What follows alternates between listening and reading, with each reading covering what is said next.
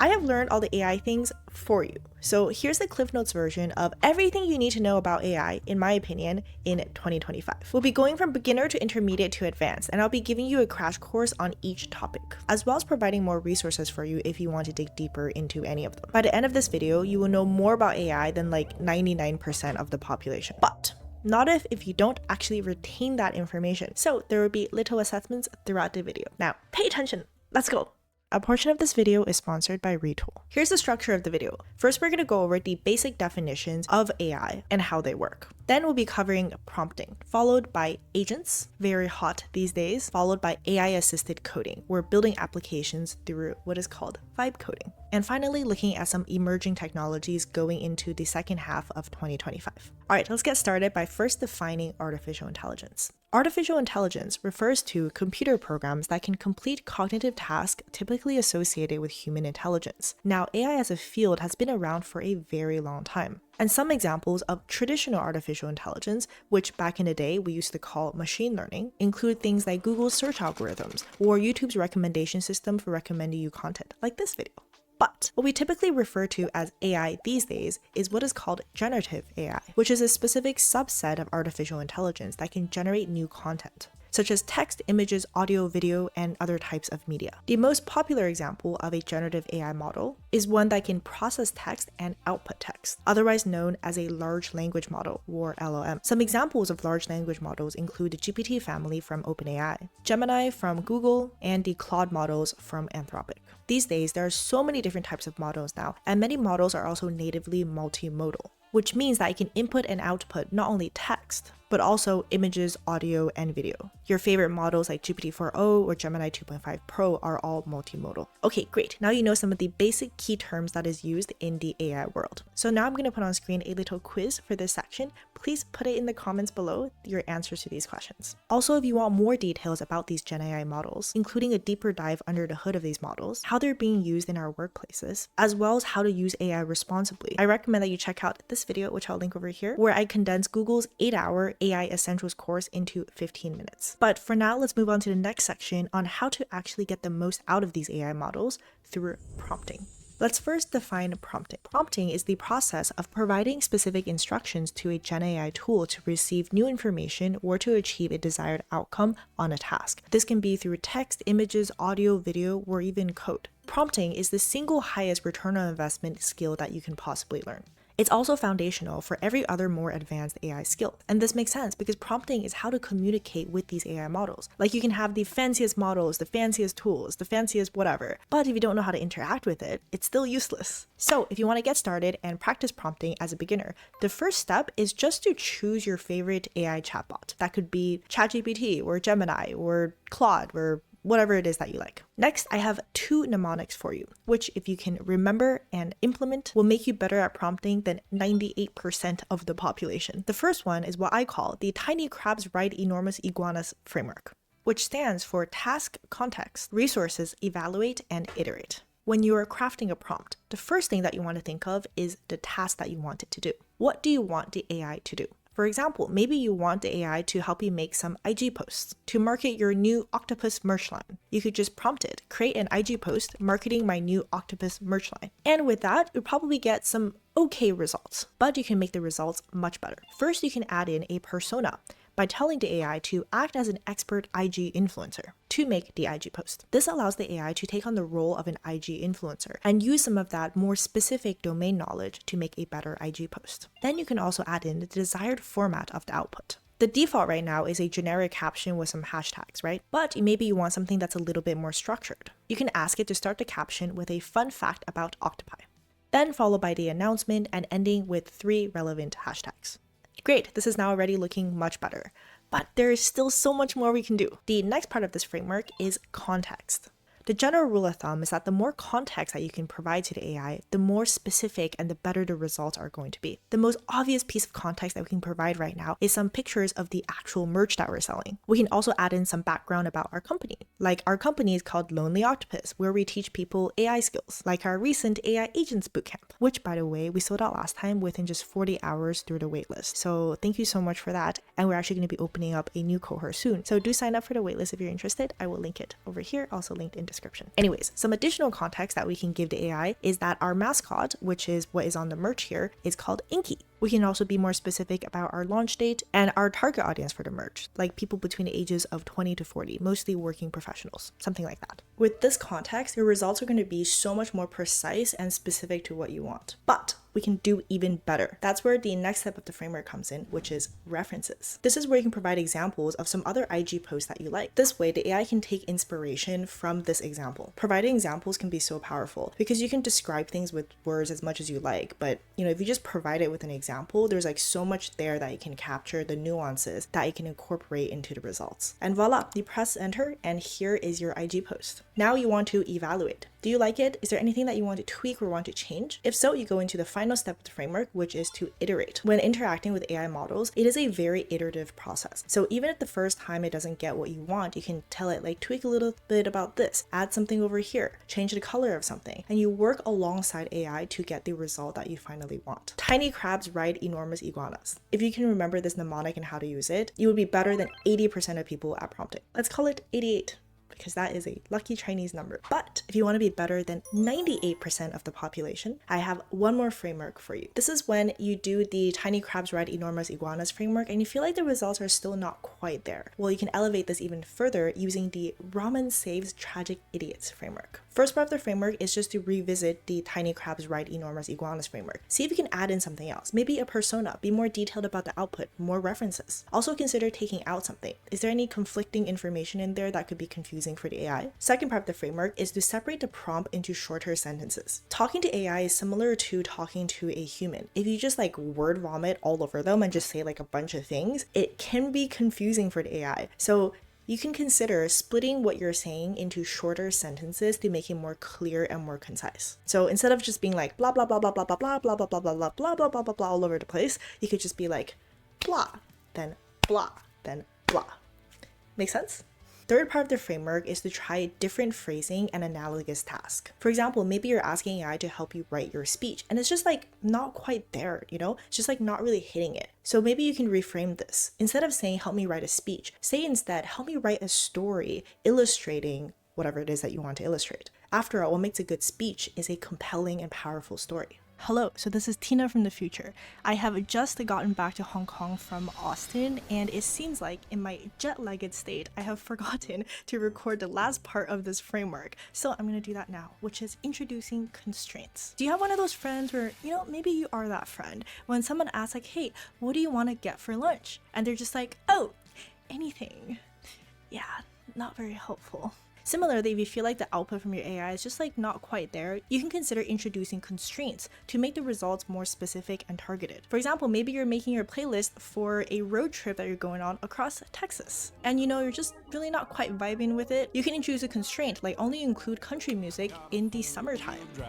Much more suitable vibes. Alright, now back to Pastina. Got that? Ramen saves tragic idiots. With these two frameworks together, you'll be better than 98% of people at prompting. By the way, I also just want to say that I didn't just make up these frameworks myself. I only take credit for the cool mnemonics. The actual framework comes from Google itself. So if you want to dive even deeper and be better than like 99% or even 100% of people at prompting, I recommend that you check out this video over here, which I'll link, in which I summarize Google's prompting course, which is the best general prompting course that I found so far.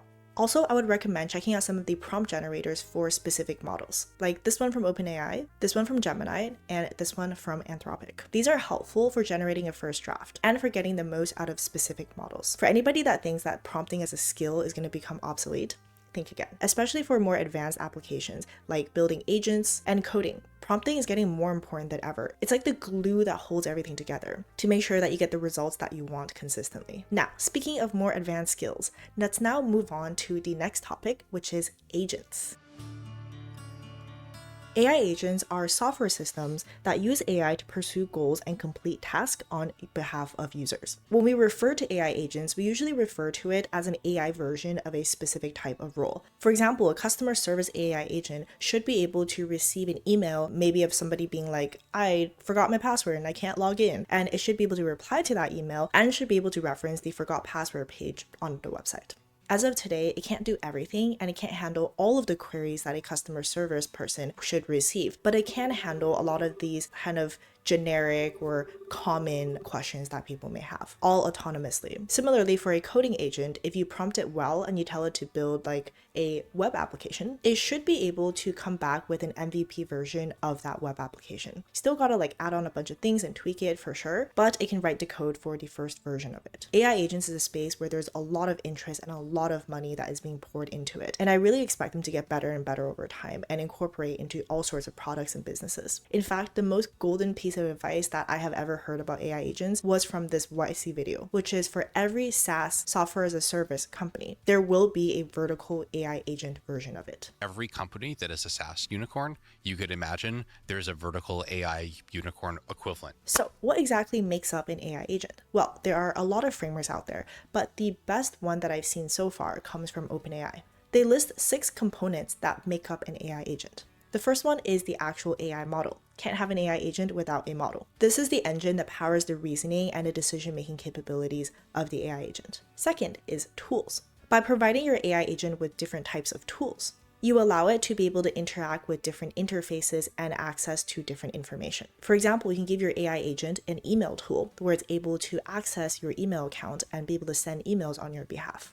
Next up is knowledge and memory. You can give your agent access to say like a specific database about your company so that it's able to answer questions and be able to analyze data specific to your company. Memory is also important when it comes to specific types of agents. Like say if you have a therapy agent and you have like a really great session with it and the next time around it just like completely forgets what you're talking about. That probably wouldn't be great. So that's why you want to allow your agent to have access to memory so it's able to remember all the different sessions that you've had previously. Then we have audio and speech. This gives your AI agent the capability of interacting with you through natural language, like being able to just talk to it in a variety of different languages. Then we have guardrails. Be no good if your AI agent goes rogue and starts doing things that you don't intend it to do. So we have systems for that to make sure that your AI agent is kept in check. And finally, there is orchestration. These are processes that allow you to deploy your agent in specific environments, monitor them, and also improve them over time. After you build an AI agent, you don't just run away and hope that it works by itself. Speaking of AI agents, Retool just launched its enterprise-grade agentic development platform. Right now, there's still a big gap between building AI demos and AI that actually does useful stuff in your business. Retool allows you to build apps that connect to your actual systems and take real actions. You can use any LLM like Claude, Gemini, OpenAI, whatever you want. Your agents can actually read and write to your databases, not just chat with you. It also has end-to-end support, including test and evals, to track performance, monitoring, access control, and a lot more. These are all things that are not flashy, but really crucial to real implementation in your business. Companies that are using Retool plus AI are already seeing really genuinely impressive results. For example, the University of Texas Medical Branch has increased their diagnostic capacity by 10 times. Over 10,000 companies already use Retool. So if you want to build AI that is actually useful instead of just look impressive, do check out retool.com/Tina, also linked in description. Thank you so much Retool for sponsoring this portion of the video. Models provide intelligence, tools enable action, memory and knowledge informs decisions, voice and audio enables natural interaction, guardrails ensure safety, and orchestration manages them all. I do also want to point out that prompting is also really, really important when it comes to agents, especially if you're building multi-agent systems where you're not just having a single agent, but you actually have networks of agents that are interacting with each other. Your prompts need to be very precise and produce consistent results. So how do we actually build these AI agents? Like what are the technologies for this? There are quite a few currently available. For no-code and low-code tools, I personally think N8N is the best for general use cases and Gumloop is great for enterprise use cases. If you do know how to code, I recommend checking out OpenAI's Agents SDK, which does have all these components built into it. Or if you want something that is free, there is Google's ADK Agent Development Kit. There's also the Claude Code SDK, which is specific for coding agents. Honestly, these different technologies and implementation methods are going to keep changing over time. And I'm sure within the next few months, there's going to be even more agent builders for you to build agents with. That's why I really recommend that you actually focus on this fundamental knowledge about the components of AI agents, what are the different protocols and the different systems, because this foundational fundamental knowledge is not going to change so quickly. And it's going to be applicable to whatever new tool and technology comes out. So if you do want to dive a little bit deeper into AI agents, I have a video over here that I made about AI agent fundamentals. And if you want to get started in building your AI agents, I also have another video called Building AI Agents, which you can check out over here as well. And I go into a lot more detail about AI agents. So these are the components that make up a single AI agent. But oftentimes you may also want to build multi-agent systems in which you don't have just one agent, but you could have a system of agents that are working together. And the reason for this is kind of like if you have a company and you just have like one person trying to do everything in the company, it's probably gonna not be great, right? That person's gonna get very confused trying to manage everything at the same time. So it's much better to have people with specific roles that make up that company. Very similar with agents. If you just have one single agent trying to do everything, then it's going to get confused. There's going to be like a lot of stuff that's happening. So it's often good to break it down into different sub-agents that have specific roles and work together in order to get the result that you want. If you want to learn more about multi-agent systems, Anthropic has a really great article for that, and I'll link it in the description. By the way, I'll link all the resources that I'm referring to in the descriptions. You may also have heard about MCP, which is what a lot of people are talking about these days. This is also developed from Anthropic, and it's basically a standardized way for your agents to have access to tools and knowledge. You can think about it like a universal USB plug. Prior to MCP, it was actually quite difficult to give your agents access to certain tools because all the different websites and all the different APIs, they do it in a different way. And databases as well. They're all configured slightly differently. So it's kind of a pain in the ass trying to like connect that with your agent. But with MCP, because there's a universal USB plug, you're now able to give your agents any type of tool and any kind of knowledge very easily, assuming it follows the MCP protocol. All right, here is a little assessment on this agent section. Write the answers in the comments. Next up, let's move on to using AI to build applications, aka AI-assisted coding, aka vibe coding. In February of 2025, Andre Kaparthi, the co-founder of OpenAI, made a viral tweet. He says, "There's a new kind of coding I call vibe coding, where you fully give in to the vibes, embrace exponentials, and forget that the code even exists. It's possible because the LLMs are getting too good. You simply tell the AI what it is that you want it to build, and it just handles the implementation for you." And this, in my opinion, is the new way of incorporating AI into your products and your workflows, using vibe coding to build things. For example, you can simply tell an LLM, "Please create for me a simple React web app called Daily Vibes. Users can select the mood from a list of emojis, optionally write a short note and submit it below. Show a list of past mood entries with a date and a note." And you just click enter, and the LLM writes the code for you and generates this app. And voila, there you go. But it doesn't just end there. There still are skills, principles, and best practices for how to work with AI in order to vibe code properly and produce products that are actually usable and scalable. Let me present to you now a 5-step framework for vibe coding with the mnemonic, "Tiny ferrets carry dangerous code." Dangerous code because if you don't do it properly, you could potentially end up like this guy over here who vibe coded an app and then lost all of it because he didn't understand something called version control. Tiny ferrets carry dangerous code stands for thinking, frameworks, checkpoints, debugging, and context. Thinking, as it sounds, is about thinking really hard about what it is that you actually want to build. If you don't even know exactly what it is that you want to build, how do you expect AI to be able to do so? The best way of doing this, in my opinion, is to create something called a product requirements document, or a PRD. This is where you define your target audience, your core features, and what it is that you're going to use to build the product with. I'll link an example PRD in the description. But basically, you just want to spend a significant amount of time thinking through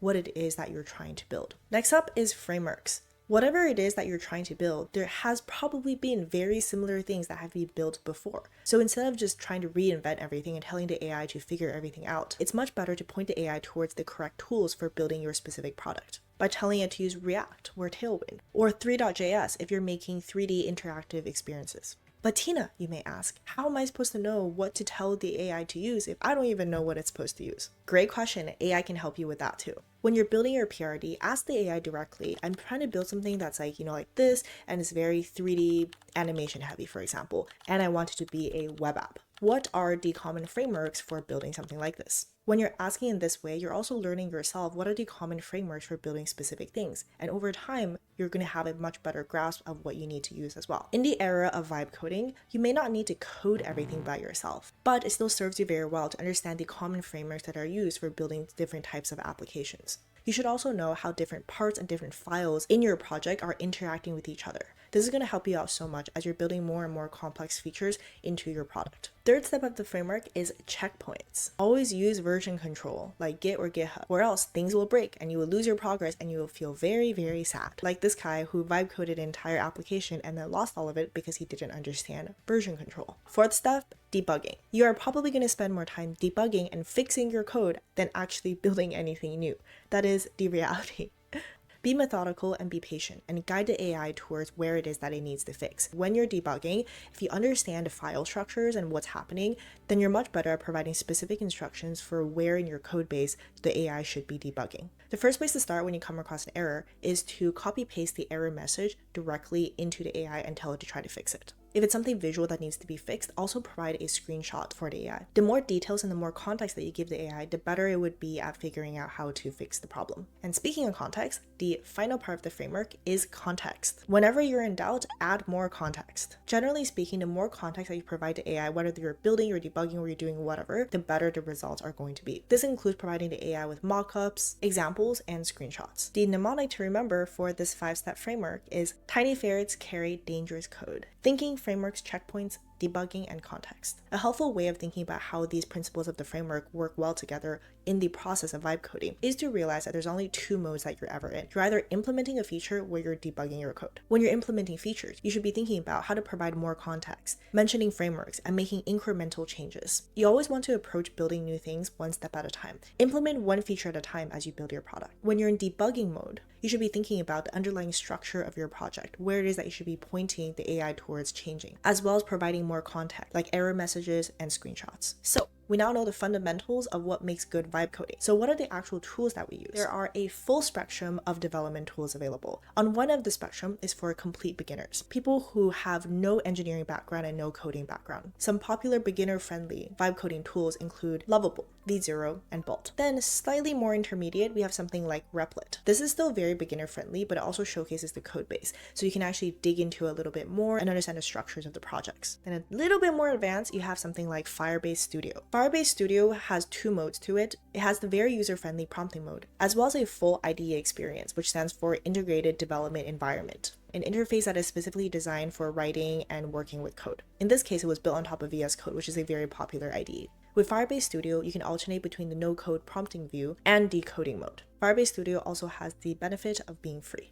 Now moving on to the more advanced vibe coding tools. This will include AI code editors and coding agents like Windsurf and Cursor. Everything that we talked about earlier was all web-based, so the setup is really easy, the environment is isolated, and it takes care of a lot of things for you. But if you really want to produce production-ready, scalable code, then you generally need to start migrating to using something like Windsurf and Cursor. Development is going to be on your local machine, so the setup is going to be a little bit more complex, but you also have access to a full suite of development tools and different features. For Windsurf and Cursor, you just directly have that coding environment, that IDE. Then on the most advanced side of the spectrum, we have command line tools like Claude Code, for example. These are tools that live directly in your terminal, in the root of your computer. With these tools, you need to be comfortable working in the terminal or the command line, but it does give you so much more functionality, and you can use it with any type of IDE of your choosing. Something like Claude Code really begins to shine when you're working on complex code bases, but the expectation here is that you do really need to know how to code and know your way around a computer, and have a deep understanding of software.